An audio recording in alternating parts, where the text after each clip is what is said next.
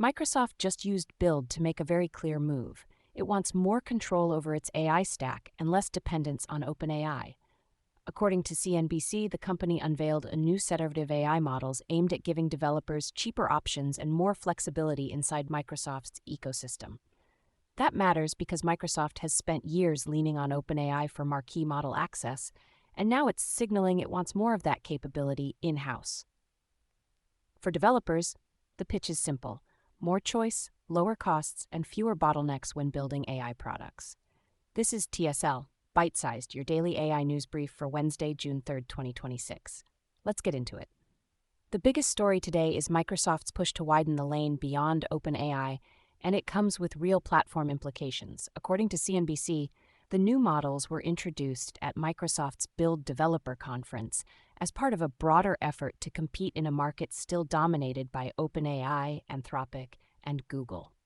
The company is not just adding another model family for the sake of it, it's trying to give developers a reason to stay inside Microsoft tools even when they don't want to pay premium prices for frontier models.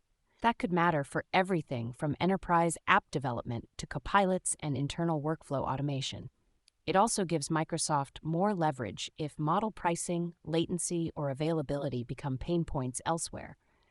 In practical terms, this is about control, cost, and keeping developers close to the Microsoft cloud and software stack. On the policy side, the White House is taking a more active posture toward AI models. According to the New York Times, President Trump signed an executive order seeking oversight of AI models, marking a shift away from the more hands-off approach the administration had previously taken. The order comes after ongoing debates over how to increase control without choking off innovation, which is the balancing act every government is trying to manage right now. According to the White House, the broader policy frame is to promote advanced artificial intelligence innovation while strengthening security measures. That combination suggests the administration wants both faster development and tighter guardrails, especially around model behavior and deployment. For companies building or distributing frontier systems, the key question is how much this changes compliance, testing, and reporting expectations. The order matters because it could shape how quickly new models move from lab demos to public release. According to the New York Times, the debate has centered on whether oversight can be added without slowing the pace of innovation that has defined the sector. The White House's own language points to security as a core concern, which means model evaluation, access controls, and risk management may get more formal treatment. That could affect not just the biggest labs, but also startups that rely on those models through APIs. If you build on AI, policy is no longer background noise. It is becoming part of the product environment. Nvidia is also making another move that stretches its influence beyond data centers and into the PC market. According to CNBC, the company's new PC chips are part of CEO Huang's effort to win at every layer of the AI stack, from training and inference to the devices people actually use. The announcement sent shares of AMD, Intel, and Qualcomm lower, which tells you the market immediately understood the competitive pressure. Nvidia has already dominated the AI accelerator conversation, so expanding into PCs raises the stakes for chip rivals that have long counted on that category. For consumers and developers, this could mean more AI-capable machines with tighter integration between local hardware and cloud services.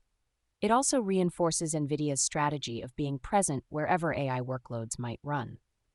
What makes this move notable is that it is not just about raw silicon, according to CNBC. It is about owning more of the path from model to machine, which is increasingly where the money and the power sit.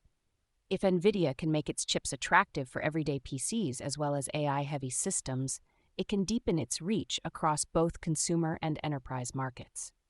That puts pressure on competitors that are already trying to defend their own roadmaps. It also suggests the AI hardware race is moving from a single bottleneck story to a full-stack competition. Anthropic is expanding its reach into a very different corner of the AI market: critical infrastructure. According to TechCrunch, the company is scaling Claude Mythos and expanding its Project Glasswing security vulnerability program to 150 organizations across 15 countries. The target areas include power, water, healthcare, and communications, with the company focusing on systems where a cyber attack could affect 100 million people. That is a major signal that frontier AI is being positioned not just as a general-purpose assistant, but as a tool for high-stakes resilience work. It also shows Anthropic leaning into security and infrastructure partnerships as a distinct part of its business. For governments and operators, the appeal is obvious: faster analysis, broader monitoring, and more support for identifying weak points before they are exploited. The scale here is what stands out, according to TechCrunch. Moving from a handful of pilot customers to 150 organizations across 15 countries suggests Anthropic sees a real market for AI in infrastructure defense. The company is also broadening Project Glasswing, which is designed around vulnerability discovery and security research. That matters because critical infrastructure operators tend to move carefully, and any AI tool used in those environments has to clear a high bar for trust and reliability. This is one of the clearest examples today of AI moving deeper into operational security rather than just office productivity. And then there's the product news from Google, which is pushing harder on agentic search. According to sentisight.ai, Gemini 3.5 Flash is now automating more of Google search through agentic AI mode, 24/7 information agents, multimodal queries, and universal cart shopping.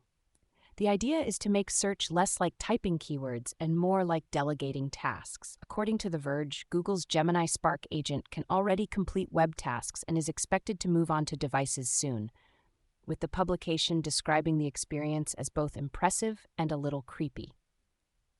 That combination tells you Google is getting closer to a world where search is not just retrieval, but action. Before I let you go, keep an eye on how Microsoft's new models are priced and where they show up inside Azure and Copilot products, because that will tell us how serious the OpenAI diversification push really is. Also watch for any follow-up from the White House on implementation details, since executive orders matter most when agencies start translating them into rules and enforcement. That is TSL, Byte Sized for Wednesday, June 3rd, 2026. Find the show on Spotify, Apple Podcasts, and wherever you get your podcasts. See you tomorrow.